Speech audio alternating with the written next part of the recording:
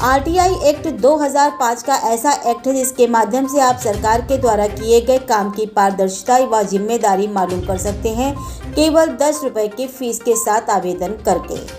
इसमें बहुत से ऐसे सेक्शन हैं जिनके माध्यम से आप ह्यूमन राइट्स व करप्शन को छोड़कर अन्य जानकारी आप कुछ जगहों से नहीं मांग सकते, जैसे इंटेलिजेंसी व सुरक्षा एजेंसियों के बारे में। इसी विषय पर जानकारी दी ACCF नेशनल टीम मेंबर नई दिल्ली राजेश गुप्ता जी ने। सूचना का अधिकार RTI right to information act 2005। क्यों 2005? क्योंकि ये जो है 15 जून 2005 को इसका एक नियमितीकरण हुआ था और जो लागू किया गया था 12 अक्टूबर 2005 को। RTI सूचना के अधिकार के बारे में एक ऐसा अध्याय शुरू हुआ जिसमें कि भारत के नागरिक ऐसी गवर्नमेंट बॉडी के पारदर्शिता और उनकी जिम्मेदारियों को, दायित्व को इसके माध्यम से पता लगा सकते हैं और उसको समझ सकते हैं। नागरिकों को ये अधिकार दिया गया इस एक्ट में कि वो गवर्नमेंट की जो कार्यशैली है उसमें किए हुए कार्यों के बारे में वो एक आवेदन करके उसमें उस विभाग का जहाँ से आपको सूचना लेनी है एक 10 रुपए का डिमांड ड्राफ्ट या इंडियन पोस्टल ऑर्डर वहाँ के लेखाधिकारी के नाम पर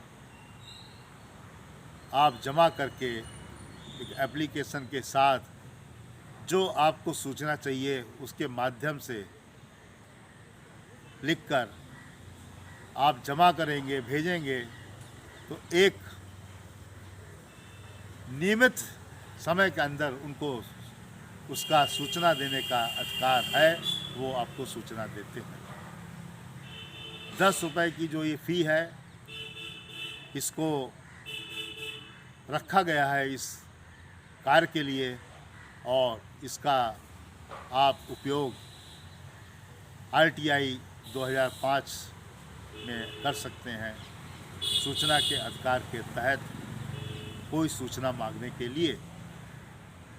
लेकिन फ़िलहाल कुछ ऐसे सेक्शन हैं इस एक्ट में जिनमें कि सूचना के अधिकार से उनको परे रखा गया है और उसी के तहत सेक्शन 24 (1) कहता है इस एक्ट का कि हमारी इंटेलिजेंस और जो हमारी सिक्योरिटी के ऑर्गेनाइजेशन हैं उनको इसमें शामिल नहीं किया गया है।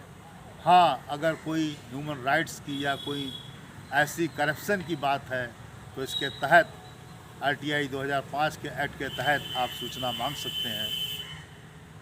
तो RTI 2005 अपने में एक नागरिक को मूलभूत अधिकार दिया गया है सूचना पाने का। आइए हम सब लोग RTI एक्ट 2005 के प्रति और जानकारी लें और इसका उपयोग करें। इसका उपयोग करके हम सरकारी तंत्र को पारदर्शिता और बहुत सारी जिम्मेदारियों से उसको आगाह कर सकते हैं। Rajesh Gupta, ACCF national team member, नई दिल्ली। जय हिंद, जय भारत।